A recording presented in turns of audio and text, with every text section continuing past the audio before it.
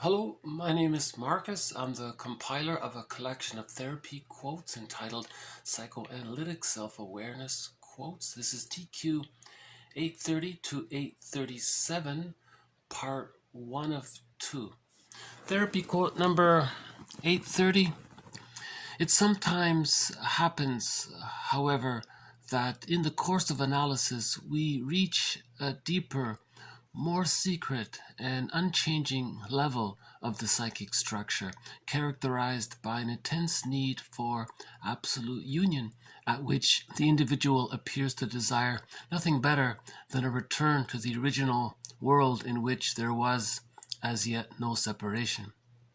It would seem that fear, mother of all ills, first started in this type of client with the feeling of separation, and that he retains both the burning desire to recover a state of union, of peace and plenty, the pre-object state par excellence, and a profound wish to be at one with the object, to be in some sense fused with it. The great mystics are said to experience this perfect union in the privileged moments of ecstasy. In them, the desire for fusion leads to a negation of the ego, which loses its autonomy. The ego is rejected as the one which opposes the union between self and other. The state of perfect union,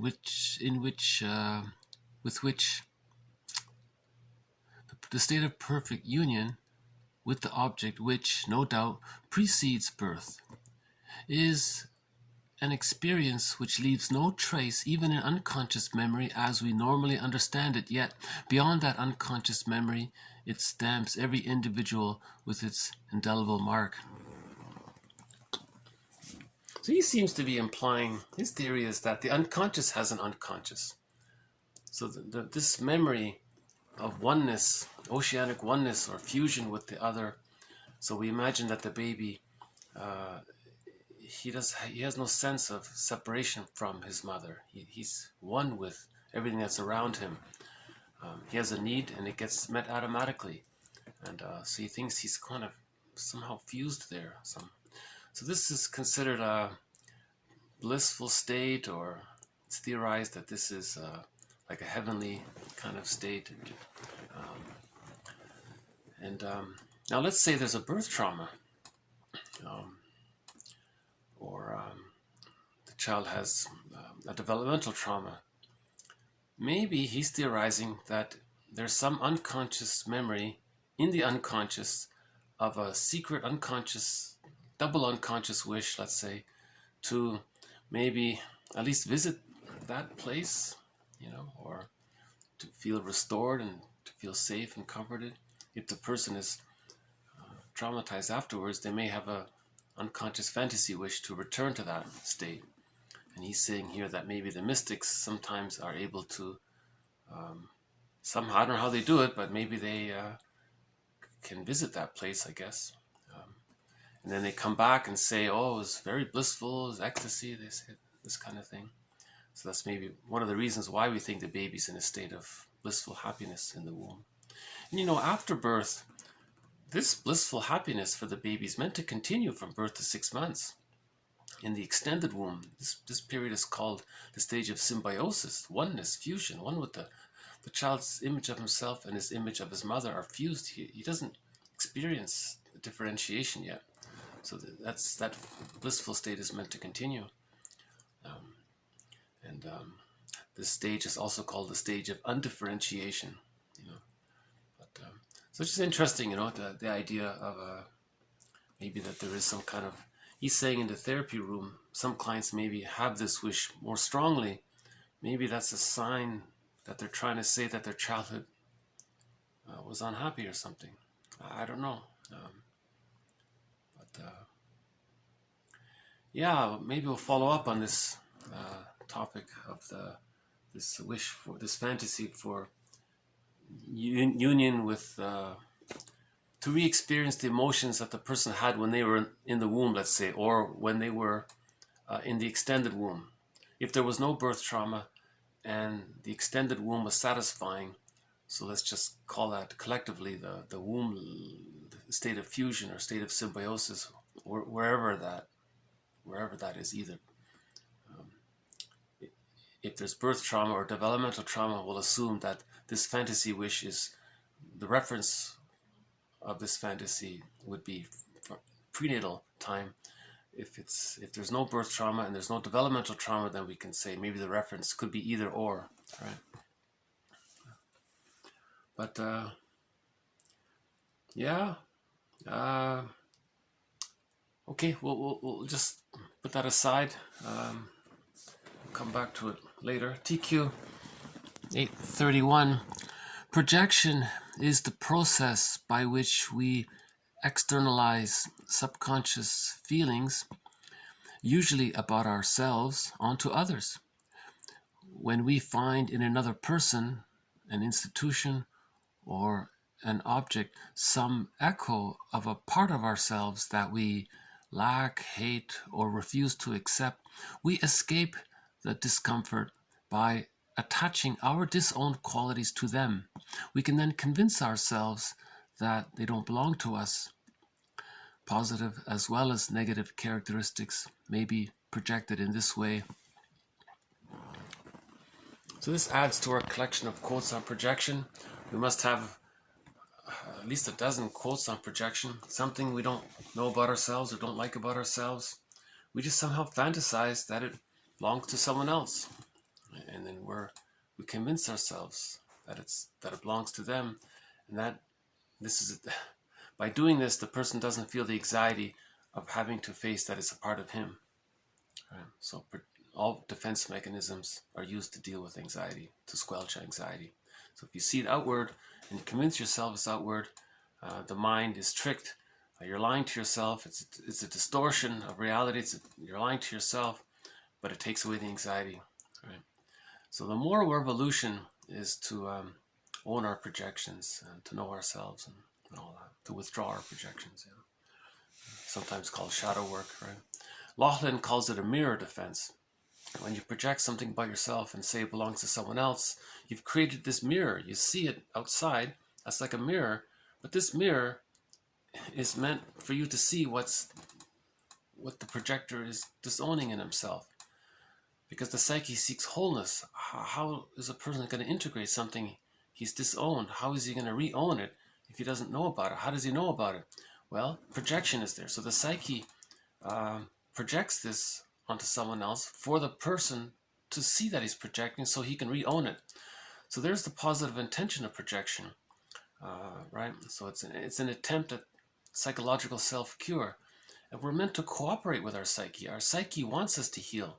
So the psyche is helping us by saying, hey, look, you have such and such an opinion about this or that person or this thing. I'm trying to get you to see that this belongs to you. So we're meant to cooperate with our psyche, right? So the psyche's trying to help us, right? It's the quest for wholeness. The psyche seeks wholeness. That's the main theory here, right? One of the general consensus about psychotherapy, that the psyche seeks wholeness, right? If as a child we had to deny so much of who we are, the psyche wants to bring it back in. You know, maybe the child had temporarily disavowed certain aspects of himself to survive his childhood, but later on he grows up, the psyche wants it back, kind of thing, you know. Yeah. Okay, so this not a bad quote on projection. I think if we were to compile all of the quotes on projection and read all 10 or 12 quotes, I think a person can get a better sense of projection. I like Laughlin's idea of a mirror defense, that the psyche is creating this mirror for the person to see what he's disowning. Right? Now he says, he's referring to mote beam projection. He says the person may see a little echo in the other person, like a little speck or some little truth. Most projections are based on the other person possessing some little truth, but it's usually very trivial and very minor, but it doesn't matter. That's called a projection hook. The psyche will grab that little hook and hang their coat on it for the person to see the unconscious coat. Now this coat, who's wearing this coat? Robert Bly is the metaphor that by the age of 5, so much of who we are gets put into this bag that we drag behind us. And if this bag, maybe it's a metaphor, we can say a metaphor for this bag is a coat. So we're going to project this coat onto others to see. Now this coat or this bag, sometimes called the shadow self, sometimes called the shadow soul, sometimes called the second self of the unconscious, or the stranger within, or in literature it's called the one who walks with us, who's not like us, but who is us. One poet says, there's someone living my life and I know nothing about him, right? Sometimes called the secret self. One person calls it the skeleton, you know. And so we have all of these metaphors to describe a compilation of everything about ourselves that we don't know. And what if we were to personify it? In literature, that'd be the character, the motif of the devil. That'd be a personification, making everything about ourselves that we don't know and making it a person so that we can see that it's us. And in that movie, there was this one silent movie where the guy was arguing with another man. This man was his double. It was him. It was everything about him that he doesn't know about. And he was arguing, and when he hurt this double character, he was hurt. And he never made the connection that it was him. And a guy named Daryl says, that double character, what you want to do is invite him and give him the best seat at the fireplace. Treat him as an honored guest who had a right to be, who's a wise teacher. He's you. Get to know him. Get to know yourself. Have a relationship. And the healing takes place that way. So you want to reintegrate that person back into your life. You want to welcome him back into your life. Right?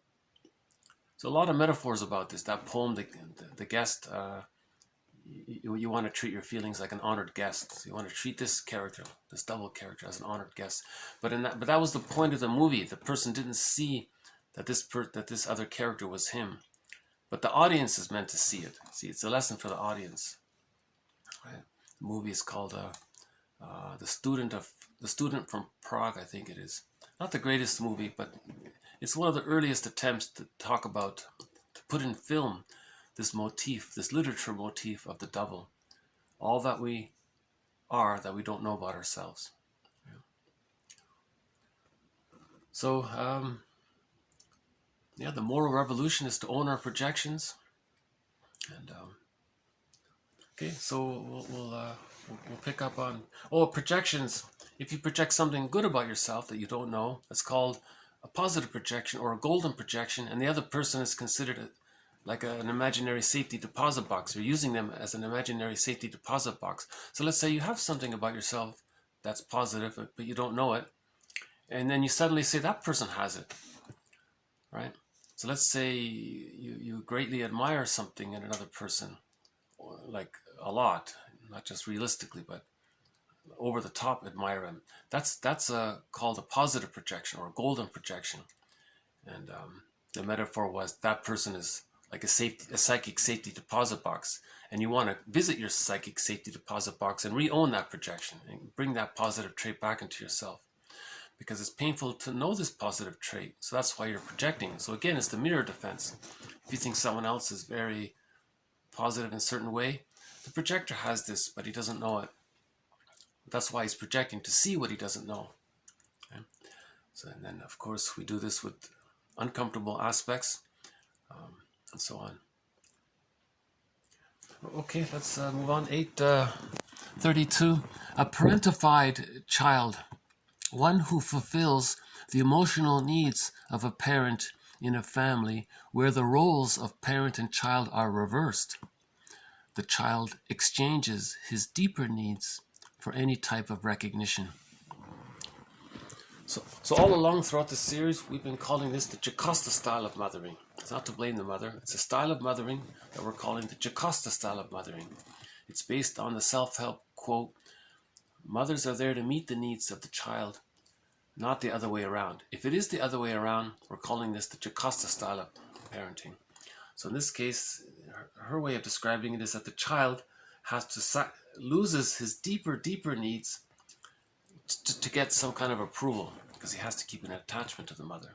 And the child has no choice. He has to send his feeling self into the bag, give it to the stranger, give it to the double character, give it to the secret self, like to the second self. He has to store it somewhere in the unconscious, right?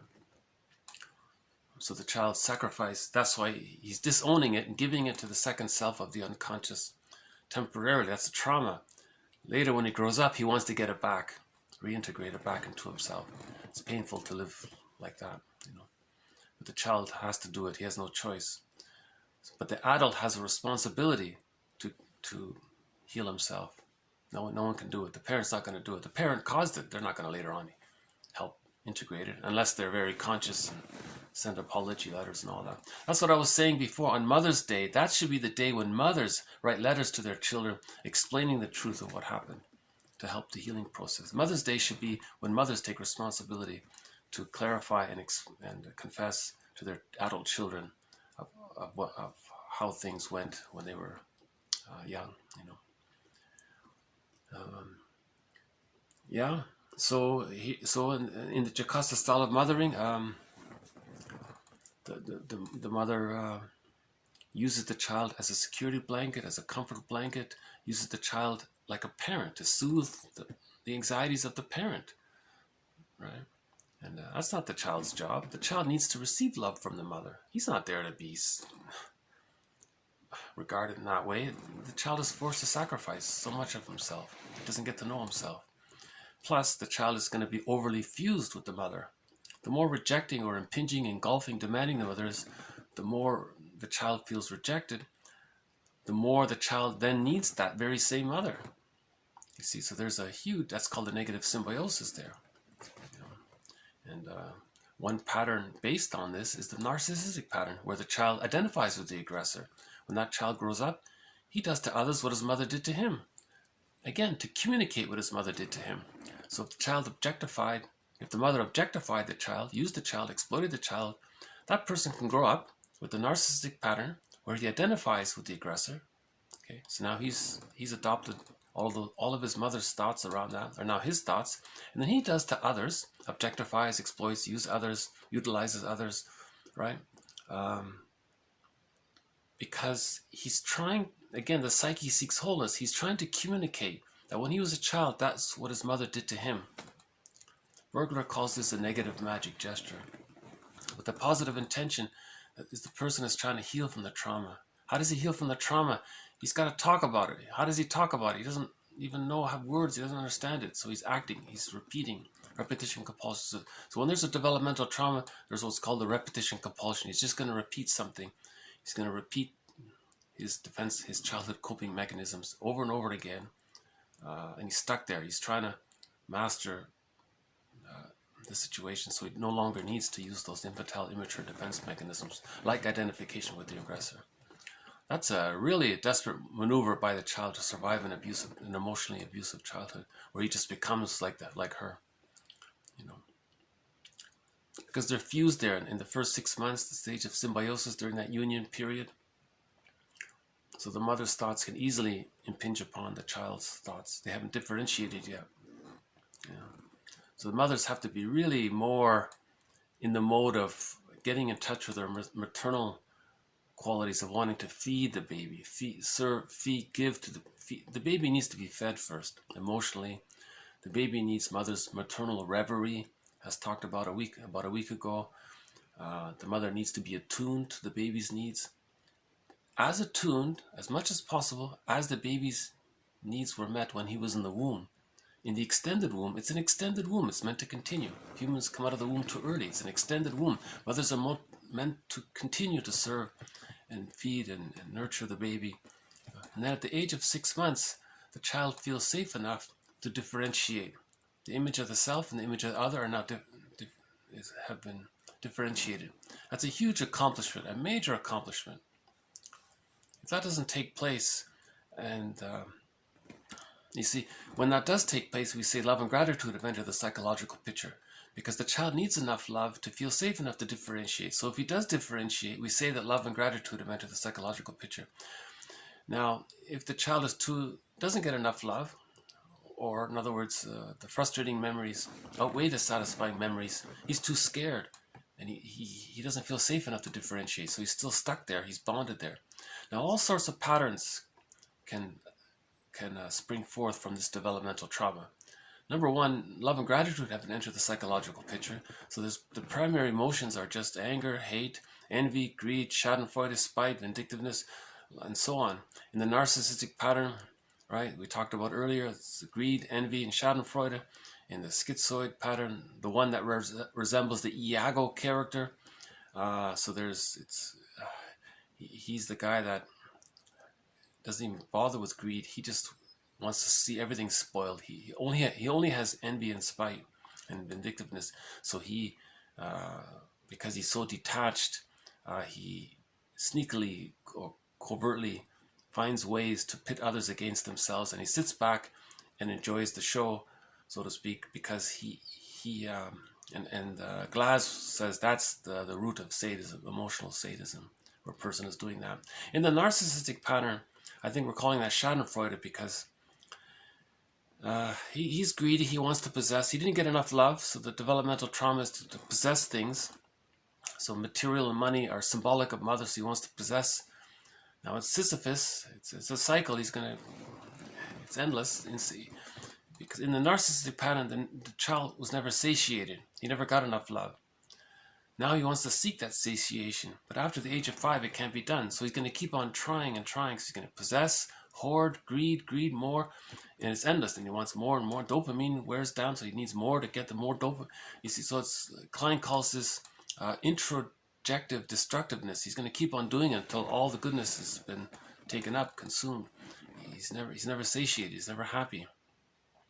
Now let's say the narcissistic pattern sees something good or something symbolic of goodness, or something that's an outcrop of someone of love, a manifestation of love. He'll be envious of that because it unconsciously reminds him of not getting enough love. Now there's the envy. Now he wants to see it spoiled, and then if he does, he feels gleeful about that. That's the schadenfreude. So I think that's where the schadenfreude comes in. This other one from the schizoid pattern, the Iago one, that's way more intense. I think that's where we can say that's the emotional sadism. That's a difficult term. No one ever talks about it. But Glass says, the way Glass describes him, he makes him sound like the poster boy of that kind of thing. So I'm just trying to emphasize maybe there's a difference between the run-of-the-mill schadenfreude, the narcissistic pattern, and the more envious type from the Iago character. And there are other patterns that can spring forth when there's a developmental trauma between the birth and 6 months. In the hostile provocative pattern, the person didn't get their symbiotic needs met. One author said that they were ejected prematurely from the symbiotic orbit. They left the womb too early. So now they're hostile and provocative to communicate that they didn't get their symbiotic needs met. The secondary delusion is they want someone else to maybe fuse with them and be their mother to meet their symbiote, but it can't be done after the age of 5. So it's secondary delusion. So they're always hostile and provocative, again and again, like Sisyphus, to continuously communicate that they didn't get their symbiotic needs met. And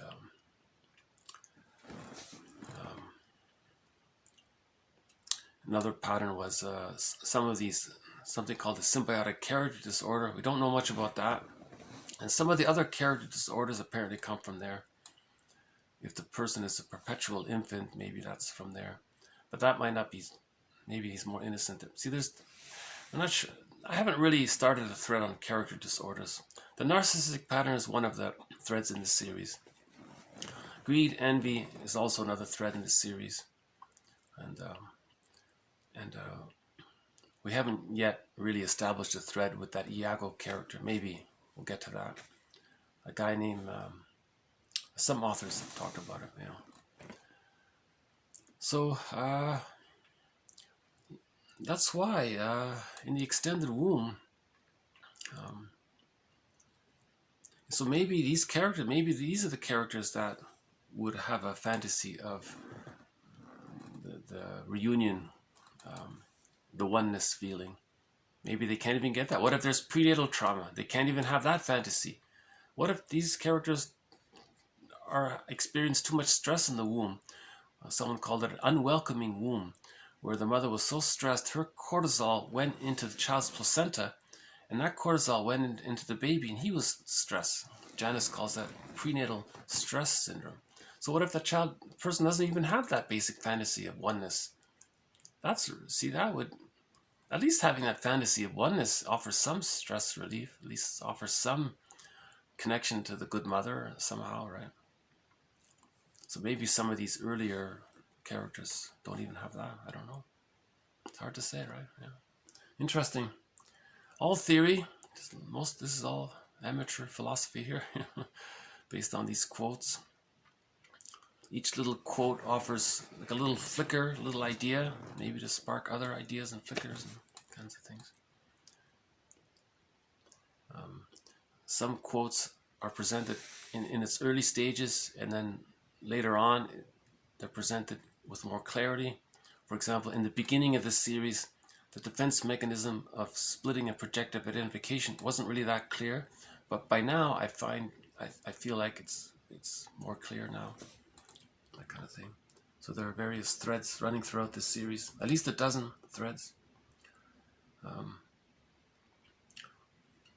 Yeah, not to blame the mother. I think one idea is for a person to read the Enneagram, the 9 types there. Each of the 9 types there's a healthy description of the 9 types based on the secure attachment style, very positive. Then you have, based on the insecure attachment style, 9 descriptions for the 9 types based on the insecure attachment style. So maybe a person would read those 9 unhealthy types, recognize their parents, and then recognize what Dorothea MacArthur, is that her name? She was saying, you recognize that your parents were psychologically incomplete. That's her phrase. Your parents may have been psychologically incomplete. They didn't achieve a psychological birth because they had a developmental trauma. They had an insecure attachment style. So we're forgiving our parents. The parents may have had prenatal stress syndrome. They may have had birth trauma. They may have had developmental trauma, situational trauma, trauma with siblings, trauma in the environment, trauma at the dentist's office, trauma while getting their tonsils out, maybe some forced relocation thing, maybe some school shock. The parents may have had they were caught in their existential situations, their dilemmas, their nets. So when they had children, they didn't have enough ontological security themselves. They didn't have their own holding interject. They didn't have their own internalized good object to offer a secure attachment to their children. So that puts us in touch with the reality of the situation. Now we're facing the ambivalence towards the parents and the feelings around that ambivalence. You see, so when we do that, we're healing the splits to work towards differentiation. Again, with the splitting, the child creates 2 images of his mother, the satisfying mother and the frustrating mother, and they remain split. And that prevents differentiation. And splitting precludes psychological birth, splitting precludes mourning, splitting precludes so much. Right? So when we forgive our parents, we can work towards healing the splits, right? Facing that unconscious ambivalence, because we deny one side, right? Okay, so let's move on to 833. Emotional eating masks a profound anxiety that stems from loss of love. Okay, also compulsive repetition brings neither pleasure nor mastery. Again, emotional eating masks a profound anxiety that stems from loss of love. Compulsive repetition brings neither pleasure nor mastery. So this first part there, I think, when a person runs for comfort food. They're trying to say that unconsciously they're triggered, that they didn't receive enough comfortable love, right? So Woodman talks about this. She talks about the child wants sweetness, sweet, tender love from his mother. He doesn't get it. So now he concretizes this. He makes it concrete. He wants sweet. So now, isn't that ironic? Sugar and all that, we call them sweets. Maybe unconsciously we did that because we're looking for mother's sweetness, for care. You know. So maybe that's when a child is gulping down handfuls of processed sugar, the mother maybe and the father might want to see, aren't we offering our child enough tenderness and consideration and care? Why is the child gulping down handfuls of sugar like that again and again? He's just gulping it down. Like, my goodness, poor kid. He's gonna lose his hair and damage his teeth and all these things. So the best book is Roger Gould. Roger Gould. He has a book called Shrink Yourself. Emotional Eating on the Couch. Shrink Yourself. And then after that, I think Marion Woodman's material is good for that. She says if you focus on your eating issues, that's a pathway to healing. She says that can help you to recognize your parents. That brings up the unconscious ambivalence, because we deny one side. If we, in the splitting defense mechanism, we deny the feelings and memories around the rejecting side of the mother. We only hold on to the positive side because the child needed an attachment. So that's called splitting. So the child bonded to the parent thinking the mother's all good, okay, but his life force is cathectic to the rejecting image of the mother, and it gets split off, denied into the unconscious. So there's the splitting defense mechanism. But with enough love, the splits come together. But without enough love, the splits are still there, and that causes arrested development and all of those difficult patterns. And splitting precludes mourning.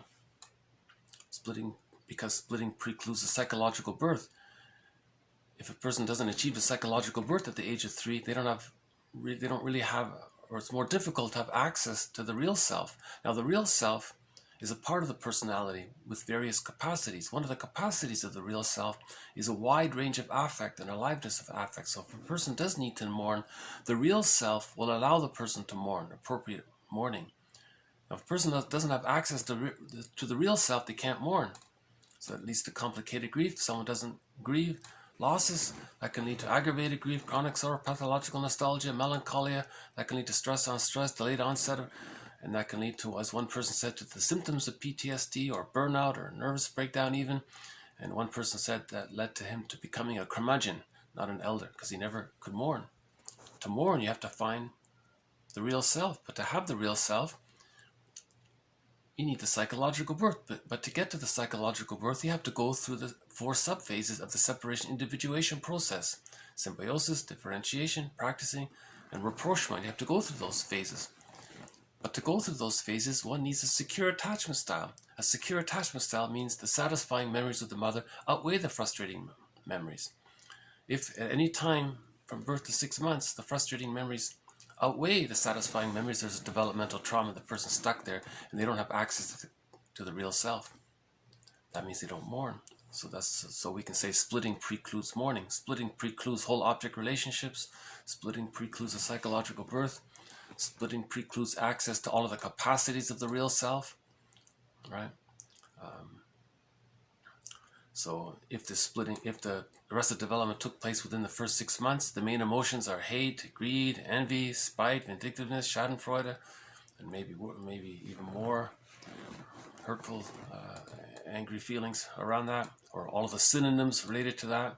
Person with the narcissistic pattern, their humor is negative, it's sardonic, it's humiliating humor, it's put down humor, it's black humor, very sarcastic humor, at people's expense, putting people down. Because the narcissistic pattern, they've identified with the aggressor. The aggressor was the one up position, so they want to put others down to preserve their loyalty to the mother, because they've become the mother. You see, that's a narcissistic pattern. Robert Bly says, get the key out from under mother's pillow. Okay, the person's life force is too cathected to the image of the rejecting mother. You got to differentiate. He's talking about differentiation. So you have to disidentify with the mother. When you differentiate, you know yourself. That kind of thing. Repetition compulsion brings neither pleasure nor mastery.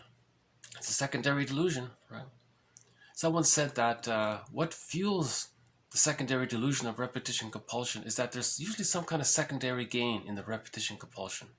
For example, in emotional eating, they get a little comfort there, or they may feel connected to the chocoholics community. So there's some benefit, there's a secondary gain maybe reinforces the repetition compulsion, that kind of thing. But a person has spent their whole lives repeating the childhood situation into the present. Okay, so Berger's metaphor, once again, every neurotic or anybody with a developmental trauma before the age of 3, or anybody with an insecure attachment style, it's a developmental trauma that gets recorded onto this record, LP, like an LP, long playing music vinyl disc record. The person carries this record with him everywhere he goes. Every time he sees a record player, he spins off that record, and he only has that one record. So he keeps transferring or displacing the past into the present.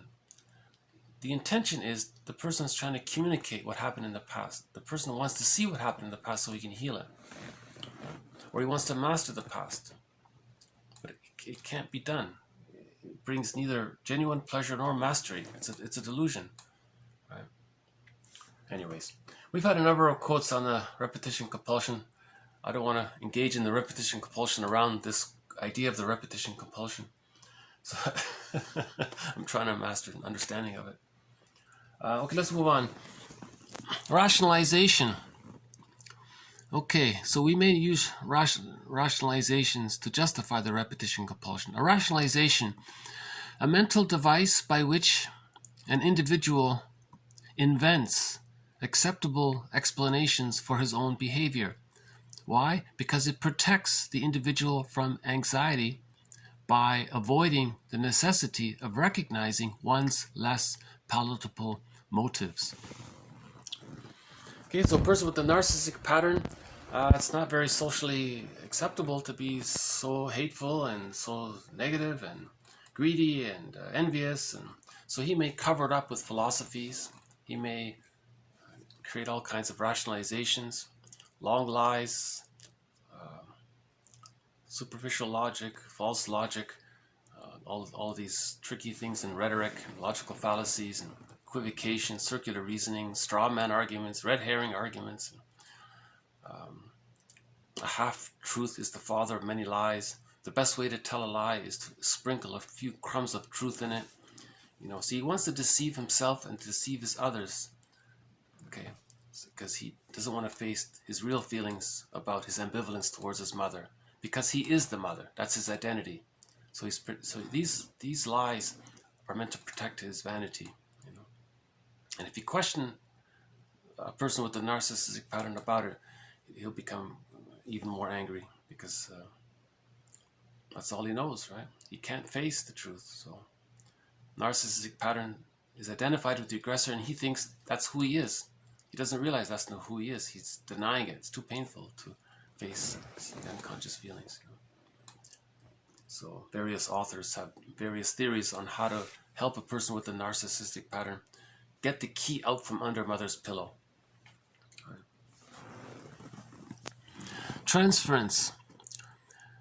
The transfer to the analyst of attitudes and feelings which the client once directed toward his parents, brothers, or sisters. It enables the client to re-experience important past feelings and thus to gain greater understanding of his emotional difficulties and their origins. Okay, so there's the psyche trying to show the person about to gain a greater understanding of their emotional difficulties and their origins. Transference is helping the person to learn about what happened in childhood. Okay, so in the transference situation, the client projects, he re-experiences his interaction with a parent or a sibling with the therapist to communicate to the therapist, this is what it was like for me in my childhood.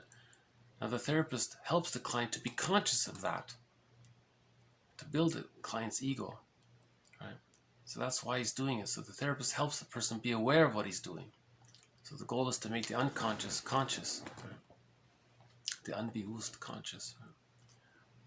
Another one on transference. Transference can be understood as an expression of a persistent fantasy that this time one's basic wishes and needs will be gratified by the therapist. So a part of him maybe even thinks maybe the therapist will meet the needs of the parent that he didn't get as a parent. The therapist obviously doesn't do that. He's there to help the client build his ego, his understanding, his ego. He's trying to, when there's a trauma, the ego gets submerged. His consciousness gets submerged into the unconscious. So he wants to help restore some of the ego awareness. Acting out. Okay, so the next few are definitions from a dictionary here. Okay, acting out to express a wish, need, or motivation, particularly when it is unrecognized or unconscious in overt behavior. Often the behavior is aggressive and self-destructive and may be very uncharacteristic for the person. Okay, so it's a defense against memory. We don't want to remember it. We don't want to remember something. We don't want to talk about it. The person may just do something to distract himself. Right? Repetition compulsion is acting out. The narcissistic pattern is acting out. They're not remembering. They're just repeating. Any repetition compulsion is acting out. Right? Emotional eating is acting out. You're not talking about the memory of when the person was a child, how lonely they felt, how much lack of sweetness and tenderness there was in their life. Parents were so negative around them, let's say. In a dysfunctional marriage, the relationship between the parents are often conflict habituated, hostile dependent, emotional divorce, or some kind of passive aggressive compromise. So the atmosphere in a dysfunctional home, the marriage is a little bit like sour milk, someone said, not fine wine. The parents don't make I statements. In a healthy marriage, if something comes up, the two will sit down and make I statements. And that's called progressive emotional communication. And it builds intimacy. Attachment, a close, emotionally meaningful relationship between two people in which each seeks closeness with the other and feels more secure in their presence. The quality of attachments in infancy affects exploration and a wide range of cognitive and social functions. So this one is fairly obvious, but it's worth, an occasional reminder. The child needs a secure base from which to explore his environment. He returns to the secure base, the mother, for emotional refueling. He explores the environment further. He returns to his mother for emotional refueling. This goes back and forth. This is called the rapprochement subphase of the separation individuation process. Now each time the child is refueled, the mother is supporting the idea that the child is going to become psychologically autonomous, that the child's going to have his own psychological identity, his own sense of self, right? The child sees that the mother approves of his growing autonomy, right? The child sees that the mother's okay, that the child is going to achieve the psychological birth. The mother may feel a little pang of missing the good old days with the closeness with but not necessarily. In a secure attachment style, the mother's happy to see the child grow and blossom and become their own person. It's a real wonderful thing to have that kind of perspective. If the mother's constantly using the child because the child becoming autonomous triggers her unconscious separation anxiety, so the mother plots against the child's autonomy by rewarding his sadness and regression, keeping him dependent, rewarding dependence, but punishing him or withdrawing support if he becomes autonomous. Then the child is stuck in that dilemma of not achieving the psychological birth. Right? So a secure base means a secure attachment style. The child explores. By the age of 3, all of the positive supportive memories from the mother and the father and so on, these memories condense. The condensation of these memories become a part of his psychic structure. This structural element we're calling, or has been called, the holding interject or the internalized good object, and it stays with him. This gives him ontological security, basic trust. With that, more of the child's life force cathects to himself. Then we can say he's achieved a psychological birth, because at that time he has access to the real self. The real self is a part of the person with various capacities. Now he has access to the real self, as described by Masterson earlier. Right. So the goal is a secure attachment style. If a person achieves an insecure attachment style, either the clinging one, the codependent one, or the avoidant one, or the hostile provocative one, or the disorganized one, the disassociated one, and some other insecure attachment styles, that's a developmental trauma, and they're stuck there. And they're spending their whole lives trying to master it and heal it. So it's very sad for a child to spend their whole lives trying to master a developmental trauma in childhood. You know? So someone said it'd be better if a person didn't achieve. No, scratch that. Okay, let's go to introspection. Introspection, the process of self-examination or looking within one's own experience in order to gain insight into psychological phenomena. Although notoriously unreliable in many respects, introspection can at times provide valuable insights which could at other times be missed. So this is the metaphor of the labyrinth as the unconscious. So that bag we drag behind us, one metaphor is the forest in fairy tales. So fairy tales and myths are true on the inside. Fairy tales and myths are descriptions of a traumatized inner world, right? Because the splitting is still there. In the fairy tales and myths, there's always a goddess and a demon. So that's the splitting defense mechanism. Good fairy godmother and the helpful dwarves. Then you have the evil witch. Or frightening creature. So there's the splitting defense mechanism. So fairy tales and myths describe the developmental trauma of an insecure attachment style, where the splitting is still there and the person didn't differentiate, and he doesn't have access to the real self. Now the hero in the fairy tale, if he finds some gold and brings it back, he's reintegrated an aspect of himself. Right? So introspection, one metaphor for introspection is the labyrinth of the unconscious, and there are dead ends. I think that's what he's saying. So introspection, you're gonna hit some dead ends, then you got to turn around and try some other way, kind of thing. That's a good metaphor, the labyrinth, as in the quest for healing. To accept that there are going to be dead ends. Don't give up. Just turn around and that kind of thing. Magical thinking, the belief common in young children that thinking of something makes it happen or exist. The movie Spellbound makes some reference to magical thinking. If the child is angry at a sibling and he even wishes harm to the sibling, and let's say the sibling was harmed, the child may think he created it through his magical thinking. He thinks that his thoughts and reality are blurred there. So there's the idea of magical thinking. It maybe never gets completely resolved, but for the most part, most people can realize that their thoughts don't magically make things. See, children feel a lot of unconscious guilt for their habit. If the parent tells the child, or if the child is led to believe that he's responsible for his mother's happiness, the child thinks that he literally is responsible for his mother's happiness. And if the mother's not happy, he feels guilt, unconscious guilt. There's one theory around unconscious guilt there, linked to his unresolved magical thinking and infantile megalomania. and his need to have an attachment to the mother, and the need to please the mother, the need to see the mother as a good mother.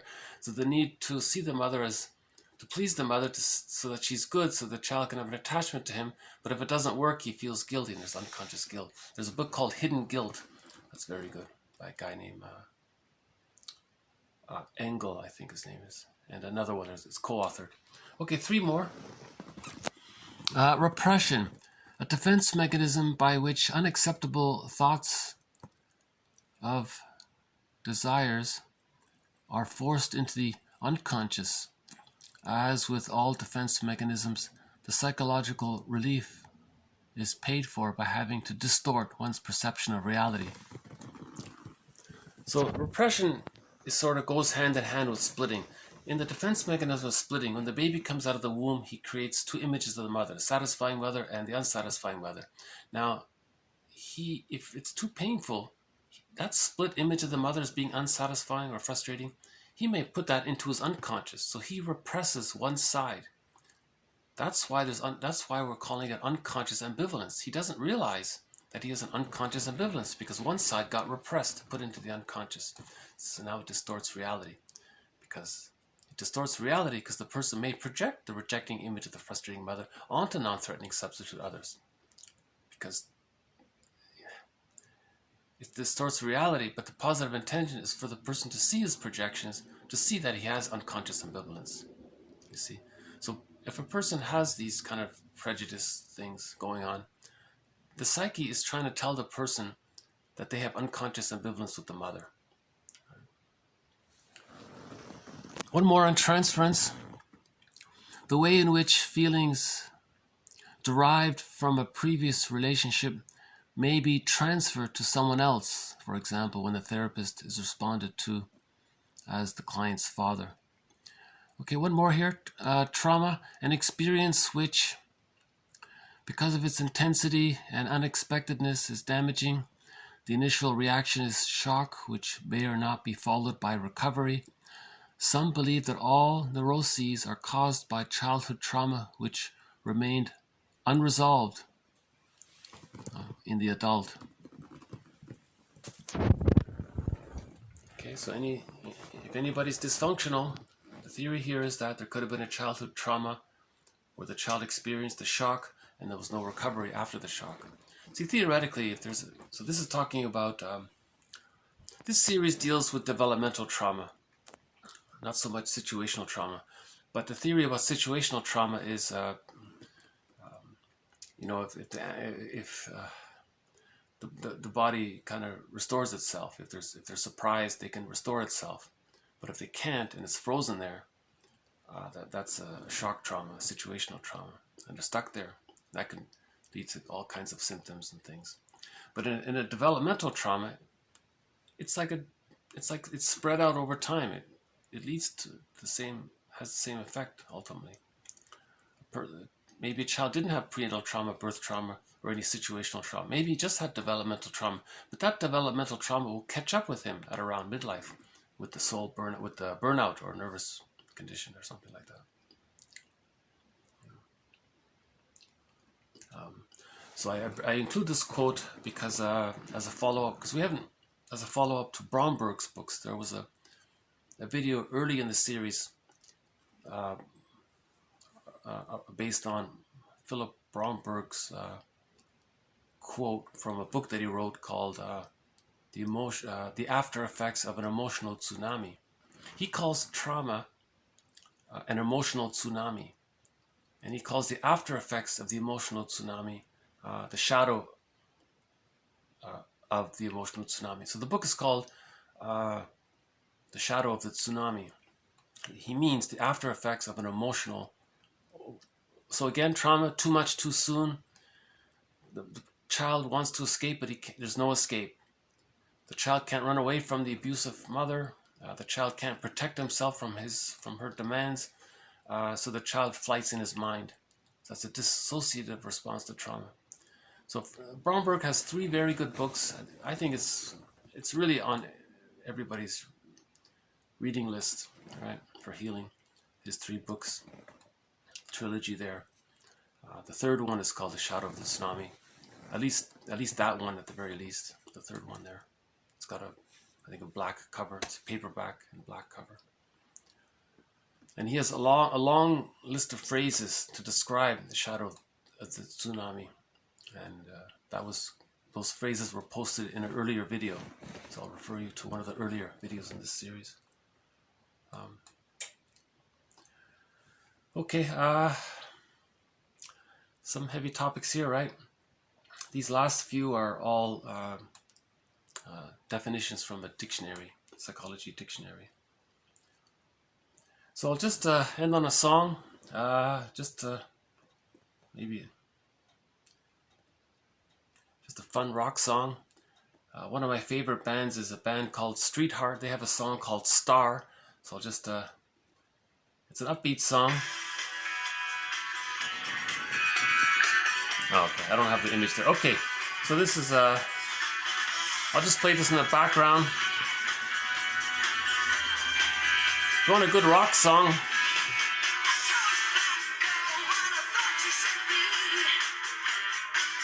I don't even know what the lyrics are, I just enjoy the song, right?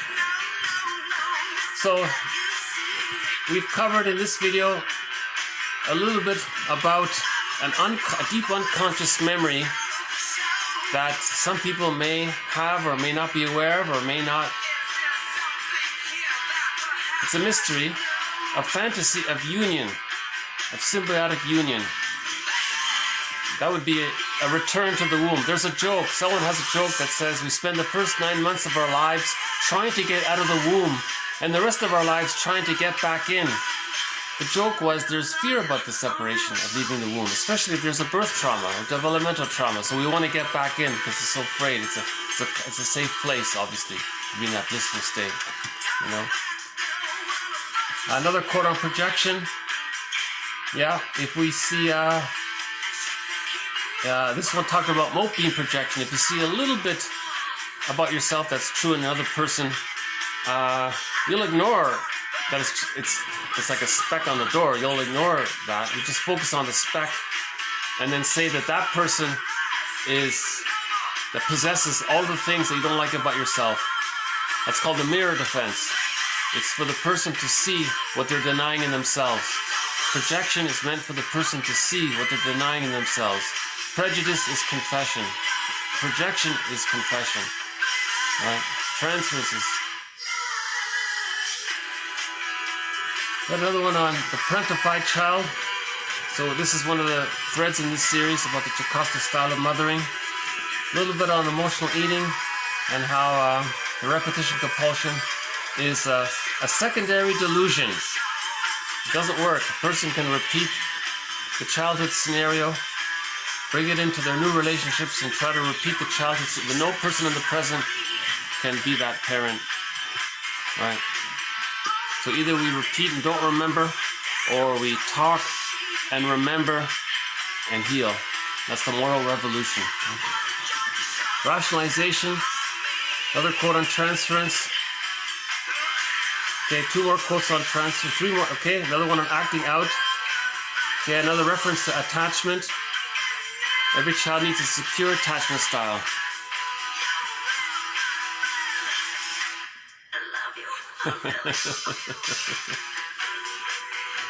Again, I don't know what I guess I'll have to look up the lyrics.